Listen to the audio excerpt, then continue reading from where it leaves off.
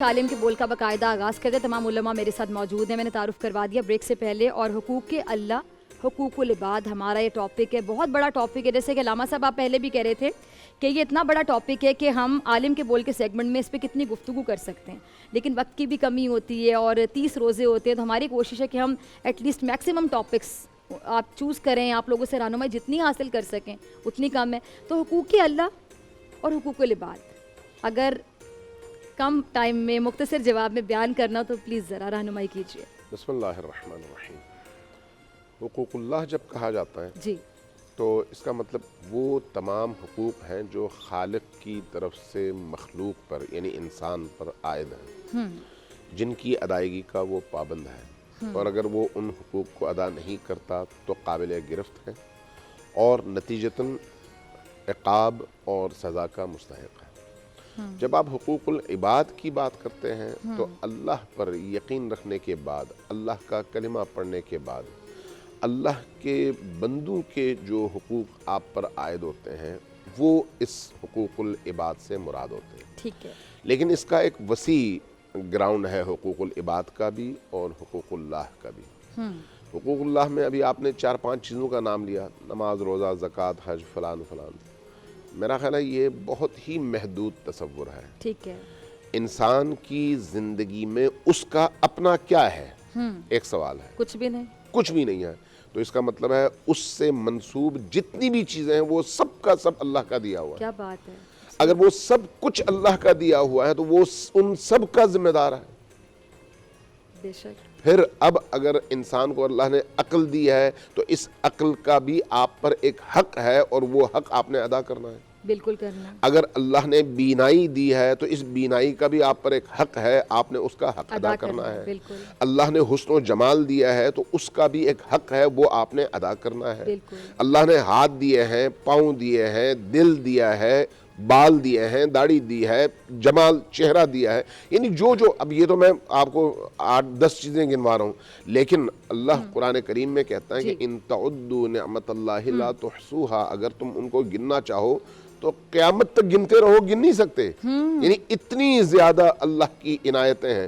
جو اللہ کی عنایات ہیں ان تمام عنایات کا آنا حق لے کر آنا ہے. گویا جب وہ عنایات آپ کو عطا ہوئیں تو آپ اس کے محکوم ہو گئے, اب آپ نے اس کا حق ادا کرنا ہے. بالکل کرنا ہے. آپ کے پاس کوئی شخص آئے اور آپ کو ایک جوڑا کپڑے کا قیمتی دے تو آپ اپنے اندر بوجھ محسوس کرتے ہیں کہ میں اس کو کیا جواب میں دوں. ایک جوڑا کپڑے پر, ایسا ہے یا نہیں؟ عام معاشرے میں, عام رویوں میں, چاہے مسلمان ہو ہندو ہو. اچھا ویسے سوری ٹو سے کچھ لوگ ایسے جو کہتے ہیں بس ہمیں ملتا رہے, ہم کسی کو کچھ نہ دیں. نہیں, وہ تو پھر حیوان ہے, وہ انسان نہیں ہے. انسان کا مطلب عقل ہے, انسان کا مطلب عقل ہے, انسان کا مطلب شعور ہے, انسان کا مطلب ادراک ہے, انسان کا مطلب درد کو محسوس کرنا ہے. جی پھر تو حیوان ہو گیا نا. انسان اشرف المخلوقات کیوں ہے؟ تو پھر اس میں اور وہ سامنے گدھے میں, اس میں اور باقی جانوروں میں فرق کیا ہے؟ بالکل. جو یہ کہے کہ بھئی میرا پیٹ بھرو, اس کے بعد مجھ سے کچھ نہ مانگو. بالکل. جس کو دوسروں کا ہمارے ہاں ایسے لوگ ہیں.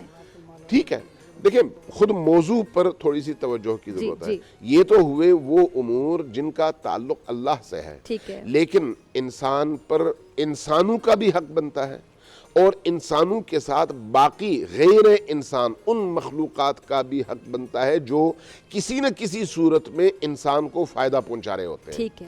تو یہ حقوق العباد کا جو گراؤنڈ ہے وہ بھی انتہائی وسیع ہے, اسی طرح سے جس طرح سے حقوق اللہ کا گراؤنڈ انتہائی وسیع ہے. جب آپ حقوق العباد کی بات کرتے ہیں تو اپنے ہم نوع انسانوں کی بات کرتے ہیں. وہ موحد ہے تو اس کا حق اور طرح کا ہے, وہ اگر انسان ہے تو اس کا حق اور طرح کا ہے, وہ اگر نیک انسان ہے تو اس کا حق اور طرح کا ہے, وہ اگر گناہگار انسان ہے تو اس کا حق اور طرح کا ہے. یعنی جہاں پر مشترک حقوق ہیں ان تمام انواع انسانی کے, وہیں پر کچھ ان کے مختلف حقوق بھی ہیں جن کا تعلق خود اس صنف سے ہے. اسباب مثال میں عرض کرتا ہوں, اگر کوئی فاسق اور فاجر مسلمان ہے تو اس کا بھی آپ پر حق یہ ہے کہ آپ اس تک ہدایت پہنچانے کی کوشش کریں, یہ اس کا حق ہے. اس کا حق آپ پر یہ بنتا ہے کہ آپ اس کی آنکھیں کھولیں اور گناہوں سے اس کو بچانے کی کوشش کریں, یہ اس کا آپ پر حق بنتا ہے. اب میں ایک فاسق کا حق بتا رہا ہوں, ایک درخت کا آپ پر حق ہے, بلی کا جو آپ کے گھر میں پل رہی ہے، آپ کا حق، آپ پر حق ہے.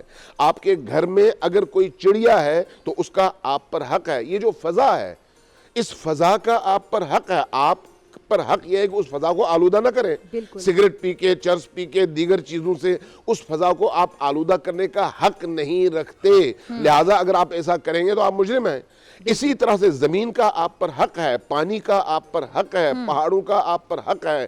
یہ جو آپ کے ارد گرد جمالیات ہیں، ان کا آپ پر حق ہے. یعنی انسان ذمہ دار بنا کر بھیجا گیا ہے اس کائنات میں، اور جب وہ ذمہ دار بنا کر بھیجا گیا ہے تو اس کے ارد گرد جتنی بھی چیزیں ہیں ان تمام چیزوں میں اس سے باز پرس ہوگی.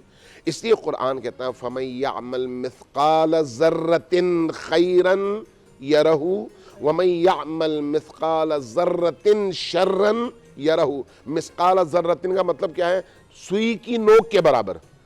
خیر کا کام کرے گا تو وہ ذمہ دار ہے، بالکل. شر کا کام کرے گا وہ ذمہ دار ہے. ادھر اس کا اجر ملے گا، ادھر اس کی سزا ملے گی. شر اگر ذرہ برابر ہی کیوں نہ ہو، وہ سوئی کے نوک کے برابر ہی کیوں نہ ہو، اگر آپ نے ایک جانور کو سوئی کے نوک کے برابر تکلیف پہنچائی تو آپ یہ سمجھیں چونکہ جانور تھا اس کا کوئی حق نہیں ہے اس لیے میں آزاد ہوں. نہیں، ایسا نہیں ہے. ایک چیونٹی کو آپ نے اپنے پاؤں کے نیچے مسل دیا، کوئی آپ سے نہیں پوچھے گا اس دنیا میں، لیکن اللہ پوچھے گا کہ تم نے اس بے گناہ جانور اور کیڑے کو کیوں مارا؟ اس کو حق جینے کا میں نے دیا تھا، تم نے اس سے کیوں چھینا؟ بلیوں کو مار رہے ہوتے ہیں، میں چیونٹی کی بات کروں، بلی تو بڑی، اور وہ رو رہی ہوتی ہے، میں نے روتا دیکھا. بلی بڑی چیز ہے. آپ دیکھیں چیونٹی، آپ دیکھیں چیونٹی جس نے آپ کو کوئی نقصان نہیں پہنچایا، اس کو اگر آپ نے پاؤں کے نیچے مسل دیا تو اس مسلنے کا مطلب کیا ہے؟ آپ نے اس سے حق حیات چھین لیا ہے. یہ چھیننے کا حق آپ کو دیا کس نے تھا؟ اس کے لیے بھی ہم جواب دیں. ہم جواب دیں ہیں، چونکہ ہم نے اس سے حق حیات چھینا ہے. لہٰذا ہم اللہ کی بارگاہ میں جواب دیں ہیں، جو ہمیں حق یہ دے رہا ہے جینے کا تو ہم سے دوسروں کی زندگی چھیننے کا حق بھی ہمیں نہیں دیتا. وہ روکتا ہے. ٹھیک ہے جی. مفتی صاحب آپ کی طرف آنا چاہوں گی. مفتی ابو محمد صاحب، کتنی پیاری بات کی علامہ صاحب نے کہ ایک چیونٹی اگر آپ اس کو پاؤں کے نیچے مسل دیتے ہیں تو اس کے لیے بھی آپ جواب دیں. تو یہاں تو بڑے بڑے حق جو ہیں وہ مارے جاتے ہیں. جیسے ہم نے کچھ دن پہلے بات کی تھی کہ اگر کوئی خاتون بیوہ ہو جاتی ہے، یتیم بچے ہیں، تو اس یتیم کی باقاعدہ کفالت کرنے کا حکم ہے، لیکن وہ نہیں کہہ رہے، الٹا ان بچوں کا حق چھین لیا، تایا نے، چچا نے قبضہ کر لیا ان کی جائیداد پہ. تو یہاں تو بڑے بڑے حق جو ہیں وہ مارے جا رہے ہیں. بسم اللہ الرحمن الرحیم. وما قدر اللہ حق قدرہ قال النبی صلی اللہ علیہ وسلم کن فی الدنیا کانک غریب او عابر السبیل. مجھ سے پہلے یہ بات ہو چکی کہ عنوان اتنا وسیع ہے کہ اس کا عشر عشیر بھی بیان نہیں ہو سکتا.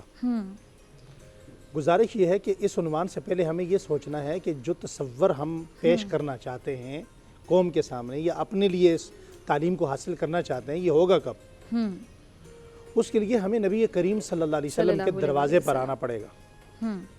اور حضور صلی اللہ علیہ وسلم نے اگر یہ حقوق اللہ اور حقوق العباد کا تصور اپنے نظام معاشرت میں ڈالا، صحابہ اکرام کی تربیت فرمائی، اہل بیت کی فرمائی، تو اس کا طریقہ کار کیا تھا؟ ایک صحابی حضور صلی اللہ علیہ وسلم کے دربار میں حاضر ہوئے اور عرض کیا، یا رسول اللہ مجھے کوئی وصیت فرمائیے. آپ نے فرمایا کن فی الدنیا کانک غریب او عابر السبیل. دنیا میں ایسے رہو جیسے کوئی مسافر یا راہ گزر ہوتا ہے. اب سوچنے کی بات یہ ہے کہ مسافر یا راہ گزر جب راستے پہ چلتا ہے تو وہ کتنے ایک سامان اٹھا کر چلے گا، اس کے پاس کتنے لیگیج ہوں گے، کتنے بیگ ہوں گے. بڑی گہری بات. نبی کریم صلی اللہ علیہ وسلم اس کائنات میں وہ ذات باری ہیں، وہ ذات ہستی ہیں، وہ عظیم المرتبہ شخصیت ہیں کہ جن کو اللہ جل شانہ نے اس کائنات کے 99 حصے عقل نصیب فرمائی اور ایک حصہ عقل اللہ نے پوری کائنات میں تقسیم فرمائی. وہ اس دنیا کا ماٹو کس انداز میں پیش کرنے، کن فی الدنیا کانک غریب او عابر السبیل.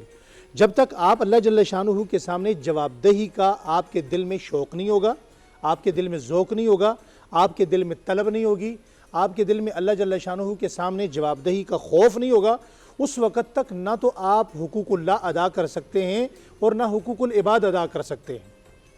یہ جو ہمیں یہ جو چھوٹی سی زندگی ملی ہے نا، اسے قرآن کریم میں پتہ کیا کہا ہے؟ الذی خلق الموت والحیات. حالانکہ زندگی پہلے ہوتی ہے، موت بعد میں ہوتی ہے، لیکن یہاں کیا کہا ہے؟ الذی خلق الموت. موت کو پہلے لایا گیا اور زندگی کو بعد میں لایا گیا. پتہ یہ چلا کہ یہ تو ایک گزرگاہ ہے، یہ تو ایک پل ہے، یہ برج ہے جسے ہم نے گزرنا ہے. اصل زندگی پہلے ہمیں جو موت آئے گی اس کے بعد زندگی ہوگی، وہ زندگی ہوگی.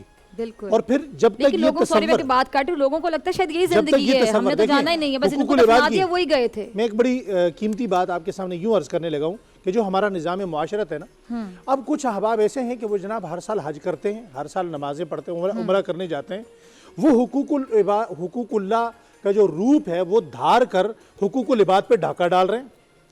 اور کچھ ایسے ہیں جنہوں نے فسق و فجور کے راستے اختیار کرنے ہوتے ہیں، سنت رسول کے خلاف راستے اختیار کرنے ہوتے ہیں، دین اور دین اسلام کی شریعت کے خلاف راستے اختیار کرنے ہوتے ہیں. وہ کچھ خدمت خلق اپنا میڈیا کے سامنے یا کیمرے کے سامنے کرنے کے بعد وہ کیا کرتے ہیں، وہ فسق و فجور کے راستے کھولے بیٹھے ہیں. کہتے ہیں جی اصل معاملہ تو حقوق العباد کا ہے، جو حقوق العباد میں کوئی تھوڑا بہت حصہ ڈالا ہے تو وہ حقوق اللہ سے اپنا جو ہے نا وہ باغی ہونے کی کوشش کر رہا ہے، اور کسی نے حج عمرہ ادا کیا ہوا ہے تو وہ حقوق العباد کی طرف آئیں تو ان کا کوئی حال نہیں ہے. بات یہ ہے کہ ہم انتہائی ڈی ویلیو گراؤنڈ میں گرے ہوئے اس وقت. ہماری جو قسم و پرسی کی حالت یہ ہے، نہ وہ حقوق اللہ کی طرف سے کامل ہے اور نہ حقوق العباد کی طرف سے کامل ہے. اس کے لیے صرف ایک ہی تصور ہے. وہ تصور کون سا ہے؟ جو نبی کریم صلی اللہ علیہ وسلم نے اپنی امت کو سمجھایا اور پیش کیا. وہ تصور کیا ہے کہ آپ کو اللہ جل شانہ کے سامنے اس انداز سے پیش ہونا ہے. آپ یہ تصور رکھیں، حضرت سیدنا علی المرتضیٰ رضی اللہ تعالیٰ عنہ سے فرمایا، علی آپ اللہ سے کتنی ایک امید رکھتے ہیں؟ فرمایا یا رسول اللہ میں تو اتنی امید رکھتا ہوں کہ صبح ہو شام نہ ہو، صبح ہو شام نہ ہو، مجھے کوئی پتہ نہیں آج میں نے صبح کر لی شام رہوں گا یا نہیں رہوں گا. حضور صلی اللہ علیہ وسلم نے فرمایا علی اتنی لمبی امید؟ فرمایا میں محمد تو اللہ جل شانہ سے جو امید رکھے ہوں وہ یہ ہے کہ میں نماز پڑھ رہا ہوں، ایک طرف سلام پھیروں تو مجھے کوئی پتہ نہیں کہ میں دوسری طرف سلام پھیر سکوں گا یا نہیں پھیر سکوں گا. بات یہ جو لمبی لمبی امیدیں ہیں نا، ہمارے سیالکوٹ میں ایک واقعہ ہوا، حضرات علماء اکرام سے بھی شاید بڑی عجیب واقعہ ہے. واقعہ یہ ہوا کہ ایک بندے نے صبح اعلان کیا ہماری مسجد میں کہ جی فلاں بندہ فوت ہو گیا، اس کا نماز جنازہ آج عصر کی نماز کے بعد ہوگا. اعلان کرنے والے کا اپنا نماز جنازہ کب ہوا؟ ظہر کے بعد ہوا، جس نے دوسرے کا اعلان کیا. بات یہ ہے کہ جب تک ہمارے دلوں میں اللہ جل شانہ کے سامنے موت کے بعد جواب دہی کا ذوق شوق پیدا نہیں ہوگا، اس کا خوف نہیں ہوگا، اس وقت تک ہم کسی کے بھی حقوق ادا کرنے والے صحیح طریقے سے نہیں بن سکتے. ہمیں یہ طلب پیدا کرنی پڑے گی، اپنے بچوں میں تربیت کرنی پڑے گی، ہمیں کھڑا ہونا پڑے گا ممبر و محراب سے. اور بڑی پیاری بات تربیت سے مجھے یاد آیا کہ ہم کچھ دن پہلے افطار ٹرانسمیشن میں بات کر رہے تھے کہ تربیت کئی دفعہ سکھانی نہیں پڑتی، پریکٹیکلی آپ کرتے ہیں اور آپ کے بچے خود سیکھ جاتے ہیں خاموشی سے. یعنی آپ نے کر دیا، اب ماں باپ جھوٹ بول لیں گے تو بچے کو آپ نے نہیں کہنا کہ جھوٹ بولنا ہے، اور آپ کس منہ سے کہیں گے کہ بیٹا جھوٹ نہیں بولنا. بچہ ماں باپ کو دیکھ کے خود ہی جھوٹ بولنا سیکھ لے گا. ماں باپ گھر میں گالی نکالیں گے، بچہ بھی گالی نکالے گا. ماں باپ گھر میں لڑائی کریں گے، بچہ بھی لڑائی کرے گا. کوئی چگلی کرے گا تو بچہ بھی چگلی کی عادت ماں باپ سے لے لے گا. تو ہمیں گھر میں بڑوں کو ایک ایگزامپل سیٹ کرنی ہے، اور اسی کو تربیت کہا جاتا ہے. اکثر کوئی اچھی بات کرتا ہے، مفتی نوی صاحب آپ کی طرف آنا چاہوں گی، تو ہم کہتے ہیں کہ اس کے ماں باپ نے کیا تربیت کی ہے اس کی، یعنی ماں باپ کو ہی اس کا کریڈٹ جا رہا ہوتا ہے. لیکن اگر کوئی بری بات کرتا ہے یا کوئی برے اعمال کرتا ہے تو لوگ فوراً کہہ دیتے ہیں کہ ماں باپ نے کچھ سکھایا نہیں، یعنی ماں باپ کو ہی مورد الزام ٹھہرایا جاتا ہے. تو مفتی صاحب بڑی پیاری بات میں ذرا شیئر کرنا چاہوں، پھر آپ کی طرف آتی ہوں کہ نبی پاک صلی اللہ علیہ وسلم نے ایک بار صحابہ سے پوچھا کہ آپ کی نظر میں سب سے بڑا مفلس کون ہے؟ تو صحابہ نے عرض کیا کہ ہم تو مفلس اس شخص کو کہتے ہیں جس کے پاس مال نہ ہو. تو آپ صلی اللہ علیہ وسلم نے فرمایا، اب ذرا غور سے سنیے گا، آپ صلی اللہ علیہ وسلم نے فرمایا کہ میری امت کا سب سے بڑا مفلس وہ شخص ہے جو قیامت کے دن نماز، روزے اور زکوٰۃ لے کر حاضر ہوگا. نماز، روزے اور زکوٰۃ لے کر حاضر ہوگا، لیکن اس نے کسی کو گالی دی، کسی پر تہمت لگائی ہوگی، کسی کا مال کھایا ہوگا، کسی کا خون بہایا ہوگا، کسی کو مارا ہوگا، تو اس کی نیکیاں ان لوگوں کو دے دی جائیں گی، اور نیکیاں ختم کرنے کے بعد صاحب حق کے گناہ اس کے سر پہ ڈال دیے جائیں گے اور پھر اس کو جہنم میں پھینک دیا جائے گا. یعنی مفتی صاحب کتنا کلیئر ہے نا کہ نماز، روزے اور زکوٰۃ بھی لے کے جائے گا نا، لیکن اگر حقوق العباد میں کوتاہی برتی تو وہ نماز، روزے، زکوٰۃ بھی کام نہیں آئیں گے. بسم اللہ الرحمن الرحیم. بہت شکریہ. اللہ رب العالمین نے قرآن مجید فرقان حمید میں اپنا حق بتایا کہ اللہ کی ذات کے ساتھ کسی کو شریک نہ ٹھہراؤ، اور پھر اس کے بعد خالق کائنات نے بندوں کے حقوق کو بیان کیا. ماں باپ کے حقوق کی آپ نے بات کی، وہ بھی بیان ہوئے. اسی طریقے سے نبی رحمت صلی اللہ علیہ وبارک وسلم حضرت معاذ بن جبل رضی اللہ تعالیٰ عنہ، یہ وہ عظیم الشان صحابی ہیں جو صحابہ کرام علیہم الرضوان میں بڑے اعلیٰ درجے کے فقیہ تھے اور اپنے اجتہاد سے فیصلے کیا کرتے، اور فیصلے ان کے قرآن اور سنت کے مطابق ہوتے. نبی علیہ السلام نے ان سے بھی صلی پوچھا اللہ علیہ وسلم۔ تو انہوں نے کہا یا رسول اللہ آپ اور آپ کا مالک یعنی رب بہتر جانتے ہیں کہ حقوق اللہ کیا ہیں۔ تو نبی علیہ السلام نے جواب دیا کہ اللہ کے ساتھ کسی کو شریک نہ ٹھہراؤ، اور بندوں کے حقوق بہرحال چونکہ حقوق اللہ کے حوالے سے بات ہوئی تو مجھ سے آپ نے حقوق العباد کے حوالے سے سوال کیا ہے، جی تو بندوں کے جو حقوق ہیں بندوں پر یہ تو ہمیں ہر حال میں ادا کرنے ہیں، ٹھیک ہے۔ اور اس میں کسی قسم کی کوتاہی ذرہ اچھا سوری میں برابر اپنی بھی بات کر رہی ہوں مفتی صاحب، اس پہ دونوں سوال آگے نا، اگر ہم یہ میں نے ابھی حدیث سنائی، اگر اب ہم دیکھیں نبی پاک صلی اللہ علیہ وسلم نے فرمایا کہ جو نماز روزے زکوٰۃ لے کر حاضر ہوگا لیکن حقوق العباد اس نے نہیں نبھائے ہوں گے، یعنی کسی پہ تہمت لگائی، کسی کو گالی دی، کسی کا حق کھایا، کسی کا خون بہایا، تو وہ نماز روزہ زکوٰۃ بھی کام نہ آئے۔ جی میں عرض کرتا ہوں جی تو نماز روزہ تو یہ اللہ تعالیٰ کی ذات کے ساتھ تعلق ہے، بالکل۔ جیسے یہاں بات ہوئی غالباً آپ نے بات کی کہ آخری لمحات میں بھی اگر بندہ معافی مانگتا ہے تو رب ہے وہ معاف فرما دیتا ہے، وہ خالق ہے، اور سب اس کا کچھ اپنا اسی کا ہے نا، فرمان ہماری جان موجود ہے، بھی لا اسی کی ہے۔ تقنطوا من رحمت اللہ، بندو بالکل۔ میری رحمت سے نہ امید نہ ہونا، تو ہم اس بنیاد پر تاخیر کرتے جائیں یہ درست نہیں ہے۔ یہ ہاں صحیح جب بات گناہ ہے۔ ہو ہم نے توبہ کر لینی ہے، اور توبہ کا مطلب یہ ہے کہ آئندہ پھر وہ گناہ نہ دہرایا جائے۔ لیکن جو بندوں کے بندوں پر حقوق ہے وہ رب اس وقت تک معاف نہیں فرماتا جب تک کہ بندہ بندے کو معاف نہ کرے۔ اب آپ دیکھیے کہ قرآن مجید فرقان حمید نے پھر بندوں میں بھی ہمیں بتایا کہ ہم نے سب سے پہلے کس کے حقوق ادا کرنے، وَآتِ ذَا الْقُرْبَى حَقَّهُ، جو جتنا آپ کا قریبی ہے آپ نے سب سے پہلے اس کا حق ادا کرنا ہے۔ ایسا بھی نہیں ہے کہ میں جو ہے نا وہ ساری کائنات میں لوگوں کو مال دیتا پھروں اور میرا اپنا سگا بھائی مفلسی کی زندگی گزار رہا ہو، ناچار ہو، اس کے گھر میں جو ہے نا وہ کھانے پینے کو نہ ہو، تو میں سارے لوگوں کے حقوق ادا کروں، یہ بہت نادرست بات ہے۔ درست بات یہ ہے کہ مجھے جو قرآن کی تعلیم ہے سب سے پہلے اپنے قریبی کی حقوق ادا کر رہے ہیں، اور اسی طریقے سے پڑوسی کے حقوق ہیں، اور اس کو اگر آپ الٹ کر کے دیکھ لیں تو وہ یہ ہے کہ اگر میں قریبی کا حق ادا نہیں کروں گا، قریب آدمی کا حق کھاؤں گا تو زیادہ گناہ ہے، زیادہ پکڑ ہے۔ اسی طریقے سے پڑوسی کے معاملے میں صحیح حدیث ہے سند کے ساتھ کہ کوئی آدمی زنا کرتا ہے اس کا بہت سخت ترین گناہ ہے، لیکن اگر وہ پڑوسی عورت کے ساتھ کرتا ہے تو اس کا گناہ اور زیادہ ہے، پکڑ اور زیادہ سخت ہے، اس کو سخت ناپسندیدہ قرار دے دیا گیا ہے۔ یہ سندن صحیح حدیث عرض کر رہا ہوں، حضور علیہ السلام کا فرمان ہے، یہ کوئی میری اپنی بات نہیں ہے۔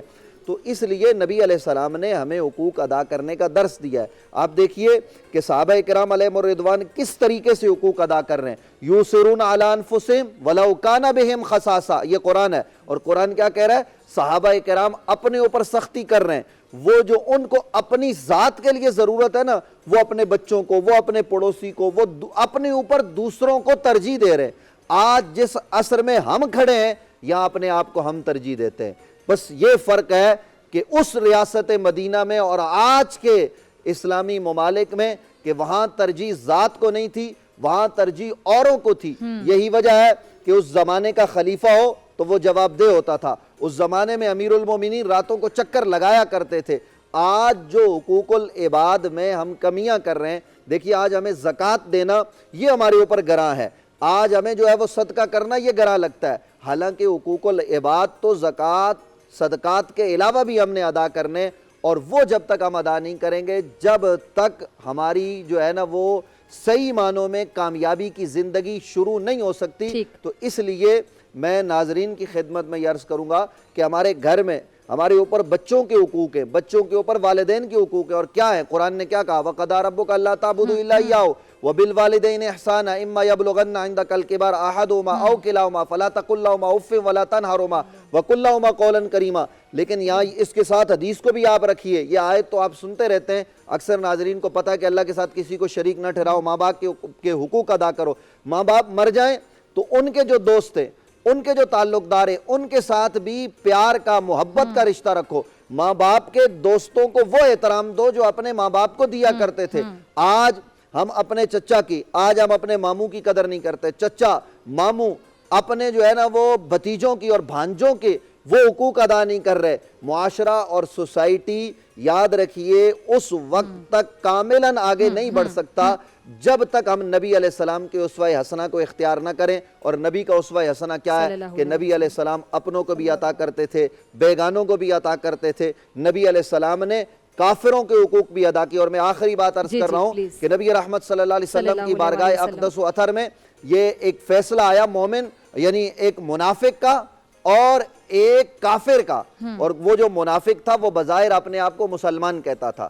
تو اب ہم کیا کرتے ہیں, یہ حدیث آپ سنیے گا اور ناظرین بھی اس کو پیش نظر رکھیں کہ ہم آج کے اس دور میں کیا کرتے ہیں, جہاں ہمارا تعلق ہوتا ہے ہم تعلق والے کو فائدہ دیتے ہیں, اور جس سے تعلق نہیں ہوتا وہ حق پر بھی ہو اس کا حق غصب کر دیتے ہیں. صحیح. لیکن نبی علیہ السلام کا درس صلی یہ اللہ ہے علیہ کہ جب وہ آیا تو نبی علیہ السلام نے منافق کے حق میں نہیں جو بظاہر مسلمان تھا, بلکہ اس کافر کے حق میں فیصلہ دیا جو زمین کے حوالے سے تھا. تو اس منافق نے انکار کر دیا اور کہا کہ فیصلہ اب عمر کریں گے. تو جناب حضرت فاروق اعظم کو یہ سمجھتا تھا کہ یہ بڑے زبردست قسم کے آدمی ہیں, مسلمانوں کے حقوق کی آواز بلند کرتے ہیں. تو ان کے پاس گئے, تو ان کے پاس جب جا کر یہ بات رکھی تو ساتھ میں اس کافر نے کہا کہ پہلے فیصلہ نبی علیہ السلام فرما چکے ہیں اور یہ مان نہیں رہا, جو بظاہر کلمہ نبی کا پڑھتا ہے. تو فاروق اعظم نے کہا اعلیٰ مکان نے کہا اسی جگہ پہ رک جاؤ میں آتا ہوں. اندر گئے, تلوار اتاری اور لا کے گردن کاٹ کے بتایا جو نبی کا فیصلہ نہ مانے اس کا فیصلہ عمر کی تلوار کیا کرتی ہے. لیکن یہاں اس آدمی کا حق غصب نہیں ہوا, اس نے اللہ کے نبی کا حق مارا. تو جو نبی کا حق مارے اس کی سزا ہوا کرتی ہے. لیکن نبی علیہ السلام نے کافر کے حق میں فیصلہ دے کر یہ بتا دیا کہ اس طریقے سے کفار اور مشرکین کا حق ہو تو بھی ان کو ان کی دہلیز پر دینا چاہیے. کسی کافر کا بھی اسلام حق غصب کرنے کا درس نہیں دیتا, چاہے جائے کہ ہم مسلمانوں کے حقوق پر دن دہاڑے ڈاکہ ڈالیں اور ہمارے ملک میں روز کی بنیاد پر حکمرانوں سے لے کر انتظامیہ تک اور ہماری جناب کیا نام ہے عدلیہ اور یہ سب ہمارے وکلاء اور جس طبقے میں چلے جائیں لوگوں کے حقوق پر روزانہ ڈاکہ ڈالا جاتا ہے. اگر آج ہم اس سے اپنے آپ کو باز رکھ لیں, بچ جائیں اور ہمارے تمام حقوق لوگوں کے ادا کرنے لگ جائیں تو ہمارا یہ معاشرہ جنت نظیر بن جائے گا رمضان میں. ٹھیک ہے جی. اسامہ غازی نے بھی ہمیں جوائن کیا, تھوڑا لیٹ ہو گئے تھے آپ. اچھا وہ ٹھیک ہے, ہم حقوق العباد اور حقوق اللہ کی بات کر رہے ہیں تو میں چاہتی ہوں اگلا سوال آپ میرے پوچھیں. جیسوں کے لیے تو سننا اور ضروری ہے جن کو اس کی ہوش ہی نہیں ہے کسی چیز کی, نہ حقوق اللہ کی نہ حقوق العباد. آپ بھی اسامہ بھائی کے حقوق ادا کر رہی تھی ان کی غیر موجودگی میں, کیونکہ یہ آرام کر رہے تھے, ظاہر تھکاوٹ ہو جاتی ہے تو آپ نے دیکھیں نا فیملی سے دور رہنا. اب ہم لوگ لاہور سے آئے ہیں, کراچی میں رہ رہے ہیں, تو بڑا اس ٹائم پر فیملی یاد آنا شروع ہو جاتی ہے بہت زیادہ, کیونکہ ماشاءاللہ 24ویں ساری ہم کر رہے ہیں. میں اصل میں کسی جگہ لیکن کراچی والوں نے بڑا پیار دیا, بڑی محبت دی, یہاں پہ بھی ہمارا اچھا ٹائم ہی گزر رہا ہے. جی جی اسامہ بھائی پروفیسر آپ پوچھیے گا. جی جی بسم اللہ والصلاۃ والسلام علی رسول اللہ وعلی آلہ وصحبہ اجمعین وبعد. بخاری اور مسلم میں ہے, اس حدیث کا ذکر مولانا نے بھی کیا. ایک دن حضرت معاذ بن جبل رضی اللہ تعالیٰ عنہ کان ردیف النبی صلی اللہ علیہ وسلم, نبی کریم صلی اللہ علیہ وسلم کے ساتھ سواری میں بیٹھے ہوئے تھے, پیچھے بیٹھے ہوئے تھے. آپ نے کہا یا معاذ اتدری ما حق اللہ علی العباد, اے معاذ تم جانتے ہو اللہ کا بندوں پر کیا حق ہے؟ سبحان اللہ. فرمانے لگے اللہ اعلم و رسول, یا رسول اللہ مجھے نہیں علم, اللہ رسول جانتے. پھر آپ فرمایا اتدری ما حق العباد علی اللہ, تجھے یہ معلوم ہے کہ بندوں کا اللہ پر کیا حق ہے؟ اللہ یہ حق جو ہے ہمارا کیا حق اس پر, لیکن اس کی یہ اس کی مہربانی اس کا پیار ہے. وہ کہتا تمہارا مجھ پر حق ہے, حالانکہ ہم کام تو اس کی مخلوق ہے, ہم کیا کر سکتے ہیں.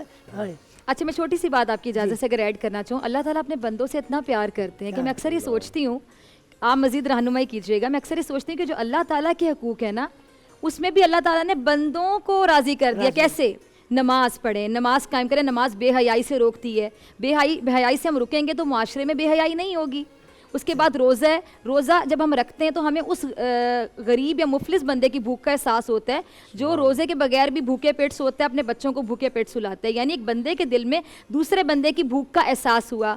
پھر زکوٰۃ ہے, وہ زکوٰۃ یعنی کسی نے اپنے پیسے سے دوسرے کی مدد کی اور دوسرے کی جو پریشانی ہے اس کو ختم کیا گیا. یعنی یہ حقوق اللہ جو میں بتا رہی ہوں, لیکن حقوق اللہ میں بھی بندے بندوں کی مدد کر رہے ہیں. آپ اگری کریں گے میری بات سے پروفیسر صاحب؟ ایسا ہی ہے. بالکل بالکل صحیح ہے. اور یہ کہ تو حدیث میں آتا ہے رسول اکرم صلی اللہ علیہ وسلم نے جب کہا حضرت معاذ سے ما حق العباد علی اللہ, بندوں کا اللہ پر کیا حق ہے اور اللہ کا بندوں پر کیا حق ہے. سبحان اللہ.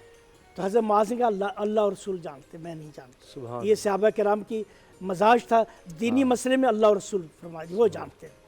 تو آپ نے فرمایا اللہ کا بندوں پر یہ حق ہے ان یعبدوہ ولا یشرکوا بہ شیئا، وہ اللہ کی عبادت کریں اور اس کی عبادت میں کسی کو شریک نہ ٹھہرائیں.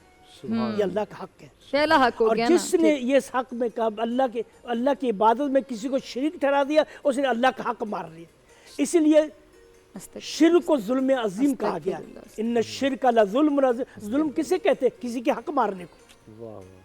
جو شخص شرک کرتا ہے وہ اللہ کا حق مارتا ہے، اس لیے اسے ظلم کہا. اور سب سے بڑا ظلم یہ ہے آپ اپنے خالق کا حق مار لیں. الذی خلقک ورزقک، وہ اللہ جس نے تمہیں پیدا کیا اور تمہیں رزق دے رہا ہے. اور پھر فرمایا اللہ پر بندوں کا کیا حق ہے؟ یہ حق تفضل و احسان، ہم مخلوق ہے اس کی، ہمارا کوئی حق نہیں اس پر. لیکن اس کی مہربانی، اس کی محبت ہے کہ اس نے کہا کہ اگر تم میری عبادت کرو گے اور میری عبادت میں کسی کو شریک نہیں ٹھہراؤ گے پھر تم پر میرا حق ہے. فرمایا اللہ بندوں کا اللہ پر یہ حق اللہ یعذب، اللہ ان کو عذاب بناتے. سبحان اللہ سبحان اللہ. حدیث میں آتا ہے رسول اکرم صلی اللہ علیہ وسلم فرمایا صلی اللہ علیہ وسلم اعمال انسان کے تین دیوان ہوں گے، 3 دفتر ہوں گے اعمال انسان جو اللہ کے سامنے پیش کیے گئے. دیوان لا یغفر اللہ، و دیوان لا یعبا اللہ بہ، و دیوان لا یترکہ. حضرت عائشہ فرماتے ہیں انسان کے اعمال 3 دفتروں میں پیش ہوں گے. ایک دفتر تو وہ ہوگا جسے اللہ معاف نہیں کریں گے. وہ دفتر ہے جس دفتر میں شرک ہوگا. شرک ناقابل معافی گناہ ہے. جس شخص نے اللہ کے ساتھ شرک کیا حرم اللہ علیہ الجنہ، اللہ نے اس پر جنت حرام قرار دی تھی. اگر وہ شرک کر دے، اسی لیے رسول اکرم نے فرمایا من مات و یدعو للہ ندا فقد دخل النار. جو شخص ایسی حالت میں مر گیا وہ اللہ کا ہمسر پکارتا تھا، اللہ کا ہمسر کرتا تھا، وہ جہنم میں گیا سیدھا. اب یہاں کچھ کام نہیں آئے گا کچھ بھی. فرمایا ایک تو یہ دفتر ہوگا جس میں شرک ہوگا، وہ معاف نہیں ہوگا. ایک دفتر وہ ہوگا لا یعبا اللہ بہ، اللہ اس کی پرواہ نہیں کرے گا. اللہ بندے گا ٹھیک ہے چلو چلتے بڑھو. وہ ہے ظلم النفس علی بدی، ظلم العبد علی نفسی انہ معصیہ بینہ و بین اللہ. اللہ اکبر، کیا پیار ہے اس کا. اللہ انسان جو اپنے آپ پر ظلم کرتا ہے، اللہ کی نافرمانی کی اپنے پر ظلم کیا، کبھی نماز چھوٹ گئی، کبھی روزہ چھوٹ گیا، کبھی کچھ غلطیاں ہوتی رہیں، اللہ فرمائے گا جا کوئی بات نہیں، چلے جا، یہ میرا حق میں تجھے معاف کرتا ہوں. اللہ تو اللہ انسان کو اللہ یہ اللہ کے اپنے بندے سے محبت ہے نا، اتنی محبت ہے کہ اپنا حق معاف ہم کہیں اچھا چیز جاؤ اللہ یا اللہ یا حدیث کا اللہ اس کی پرواہ نہیں کرے گا. ٹھیک ہے. لیکن دیوان لا یترکہ، تیسرا جو جس کو اللہ کوئی نہیں چھوئے کی چیز نہیں چھوڑے گا، وہ ہے حق العباد علی العباد. وہ ہے بندوں کے بندوں پر حق. اس کی ایک چیز کی اس کی جواب دہی ہوگی، اس کے حق ادا کرنا پڑے گا. اس سے بڑھ کر اور کیا ہو سکتا ہے؟ ناظرین جانیے اللہ کے رسول صلی اللہ علیہ وسلم جو آخری بیماری میں ہے، آپ بیمار ہوئے، آپ بہت نقاہت کے عالم میں تھے. آپ نے فرمایا مجھے اٹھا کر مسجد لے چلو. آپ چل نہیں سکتے تھے. حدیث کے الفاظ ہیں کانا رجلا یخطان علی الارض، آپ کے پاؤں زمین پر ٹک نہیں رہی، زمین پر لکیر بناتے ہوئے جا رہے ہیں. اللہ شان نے رسول اکرم مدینہ تشریف لائے مسجد میں، الصلاۃ الجامعہ کا اعلان کیا گیا، سب لوگ جمع ہو جائے. آپ نے فرمایا من کان عندہ لی مظلمہ، من کان عندہ لی مظلمۃ فلیاخذ منی. دیکھو اگر میں نے کسی کو کوئی تکلیف دی ہے مجھے تکلیف دے لے. اگر کسی کو میں نے کسی کا حق مارا مجھ سے میرا ہذا مالی خذ ما شئت، اس میرے مال سے لے لو. اور میں یہ نہیں چاہتا میں اس دنیا سے جاؤں کوئی ان کی مظلمت احد اور میرے پاس کسی کا حق ہو. یہ اللہ کے رسول ہیں صلی اللہ علیہ وسلم. اور بیماری کی حالت میں اللہ کی شان دیکھیے، اللہ نے اپنے رسول کو اپنے پاس بلانے سے پہلے بیمار کیا، اور آپ اتنی نقاہت کے عالم میں ہیں. یہ اس لیے کیا اللہ تعالیٰ نے تاکہ لوگ محمد صلی اللہ علیہ وسلم کو خدا نہ سمجھیں اور یہ جان لیں کہ محمد صلی اللہ علیہ وسلم پر اللہ کی تقدیر کا نافذ تھا، اسی طرح نافذ ہے جس طرح ساری مخلوق پر نافذ. جی بہت اچھا. آپ تشریف لائے، آپ نے یہاں تک اسی حدیث میں آتا ہے اہل جنت جب جنت کے لیے داخل ہونے کے لیے ہوں گے اللہ فرمائے گا پہلے ایک دوسرے حقوق ادا کرو. کوئی جنتی جنت میں نہیں جا سکے گا اگر اس کے پاس کسی کا حق ہے.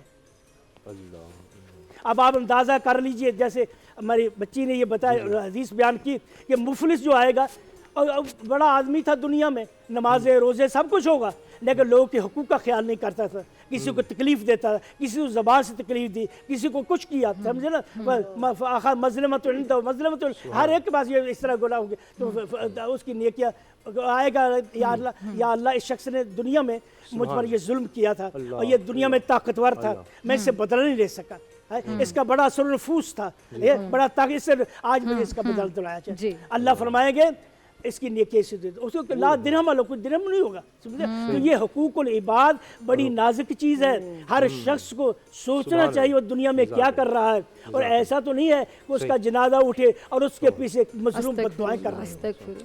जनाब मोहम्मद अली शाह साहब, थोड़ी देर में अज़ान फ़जर का वक्त हो जाएगा और वसीम बंदगी साहब के लिए सवाल भी आ रहे हैं बहुत से, लेकिन उससे पहले लोग वजीफ़े के लिए बहुत ज़्यादा पूछते हैं, बेचैन होते हैं। यकीन करें कि मैं राज़ी की वजह से और ज़्यादा सवालात बढ़ गए होंगे। हाँ जी, तो आज आप फरमाइए कि दिल में आपके क्या अल्लाह ताला की तरफ से होता है ना, अल्लाह ताला भी, कि क्या लोग आपसे जानना चाह रहे हैं, आज आपको क्या महसूस होता है, कौन सा वजीफ़ा आज आप हमें बता रहे हैं?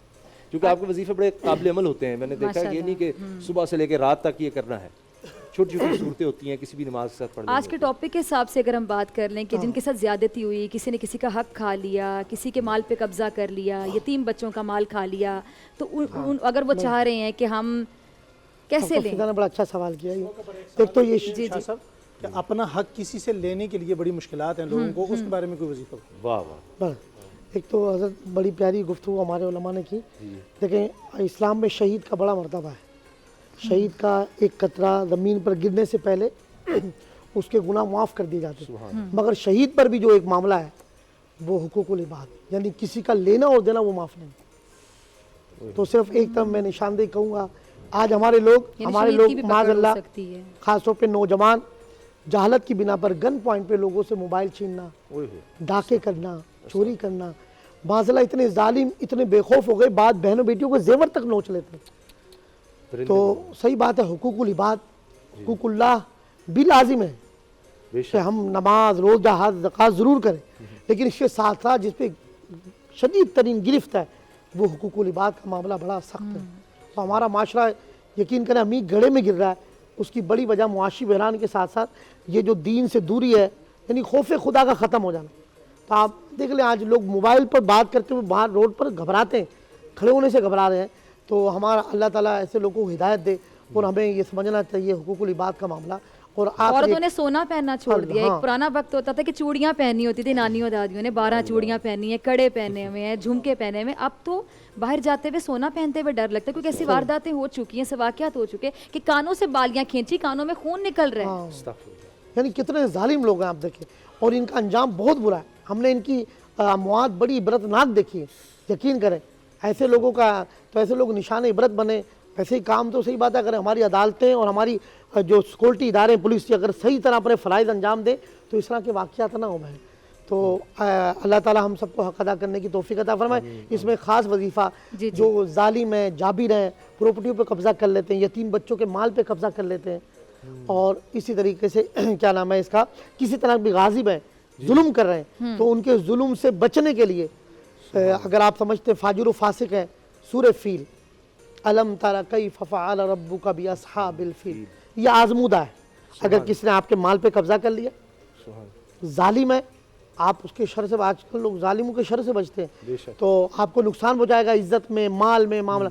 तो सूरह फील रोज़ाना मामूल बना लें। टाइम का भी एक बड़ा मसला है, यानी सूरज निकलने के बाद, सूरज निकलने के बाद जो बुजुर्गों ने इसका तजर्बा बताया, मुशाहिदा है कि सूरह फील 70 मरतबा पढ़ें, चंद दिन तक पढ़ें, 21 टाइम 40 डेज़। आप देखिएगा, या तो अल्लाह तबारक व तआला इतनी सख्त वो शख्स जालिम पकड़ में आएगा कि खौफ का आलम होगा, आपका माल आपको लुटा देगा, या फिर वो अपने अंजाम को पहुँचेगा।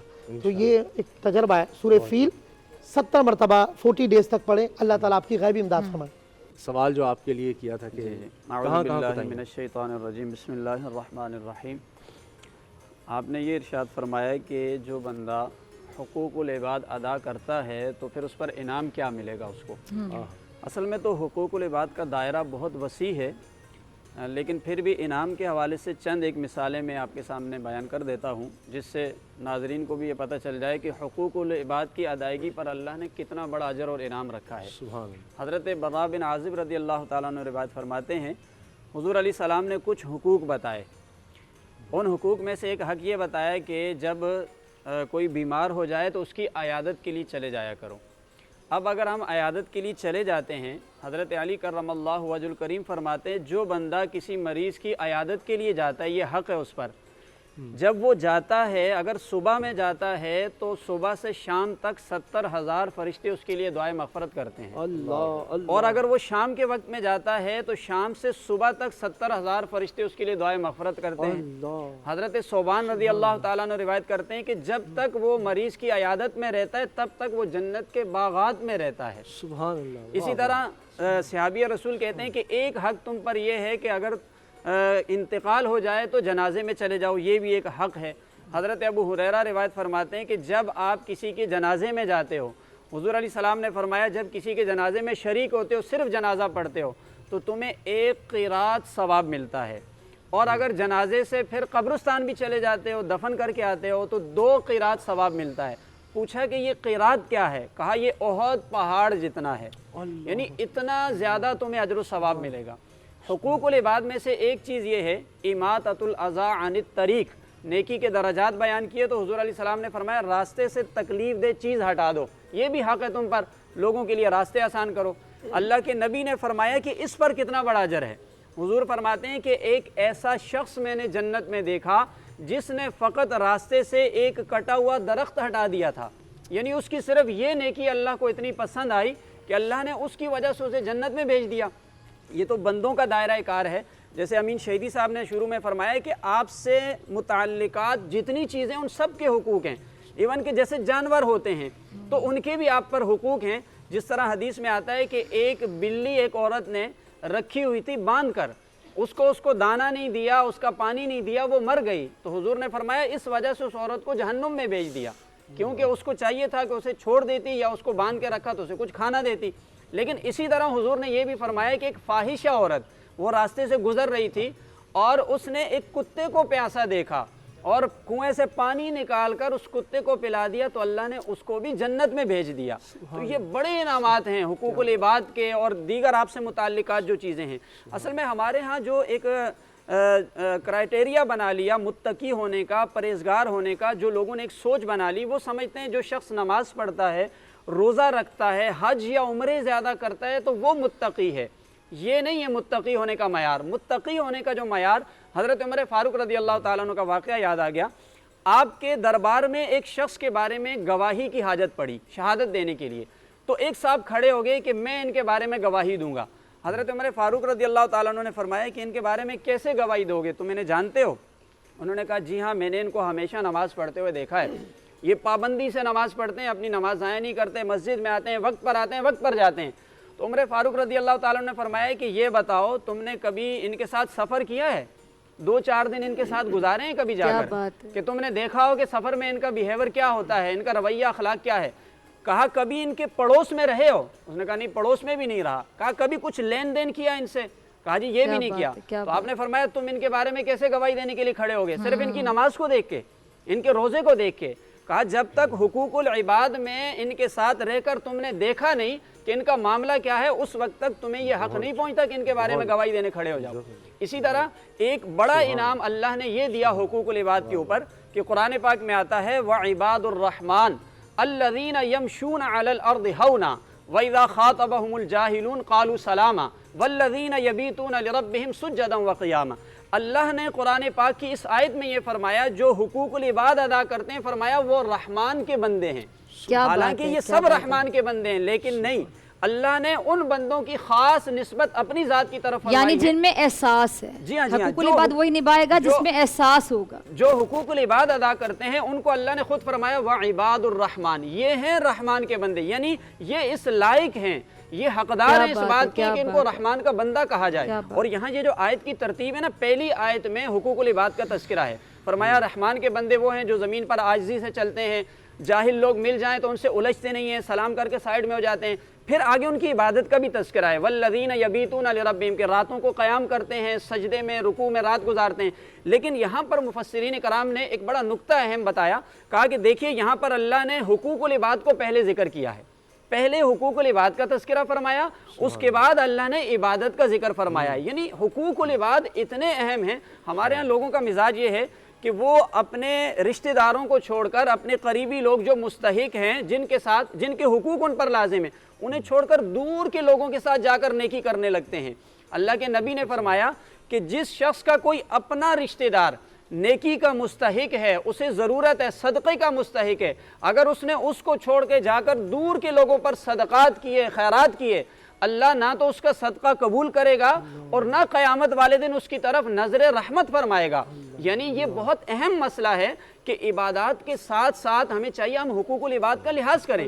جب میزان عمل ہوگا نا، ترازو لگے گا، اللہ کے نبی نے فرمایا جو سب سے بھاری چیز میزان عمل میں ہوگی وہ انسان کا حسن اخلاق ہوگا۔ تو بھائی یہ حسن اخلاق کیا چیز ہوتی ہے؟ یہ حقوق العباد ہوا کرتے ہیں۔ اللہ کے نبی نے فرمایا قیامت والے دن میرے قریب سب سے زیادہ وہ شخص ہوگا جس کا حسن اخلاق عمدہ اور چلیں اعلیٰ حقوق ہوگا۔ العباد کا ہم عملی مظاہرہ کرتے ہیں۔ علامہ صاحب بھی شامل گفتگو ہونا چاہیں گے۔ علامہ صدر حسین صاحب جی۔ بہت کسی کو ٹائم نہ مل سکے تو ہم نے اس کا حق کھا لیا۔ بسم اللہ الرحمن الرحیم یا ایہا الذین آمنوا ارکعوا واسجدوا واعبدوا ربکم وافعلوا الخیر لعلکم تفلحون۔ صدق اللہ العظیم۔ اس آیت مبارکہ میں اللہ تبارک و تعالیٰ نے اپنے حقوق بھی بیان کیے اور بندوں کے حقوق بھی، کہ اے ایمان والو رکوع کرو، سجدے کرو، ورکعوا واسجدوا واعبدوا ربکم، اللہ کی عبادت کرو، وفعلوا الخیر، اور نیکی کے کام کرو، لعلکم تفلحون، شاید تم کامیاب ہو جاؤ۔ تو فلاح جب ہمیں ملے گی جب ہم اللہ کے حقوق بھی ادا کریں گے اور بندوں کے حقوق بھی ادا کریں گے۔ کچھ حقوق وہ ہے کہ جو مسلمان پر لازم ہے کہ ہم نے کسی کو کوئی چیز دے دی اس کا لوٹانا لازم ہے، ٹھیک ہے، اور کچھ حقوق وہ ہیں کہ جو بغیر دیے ہوئے بھی لازم ہیں، جیسے حق المسلم علی المسلم خمس، ایک مسلمان کے دوسرے مسلمان پر 5 حقوق ہیں۔ حق المسلم علی المسلم خمس، 5 حقوق ہیں۔ رد السلام، سلام کا جواب دینا، وعیادت المریض، مریض کی عیادت کرنا۔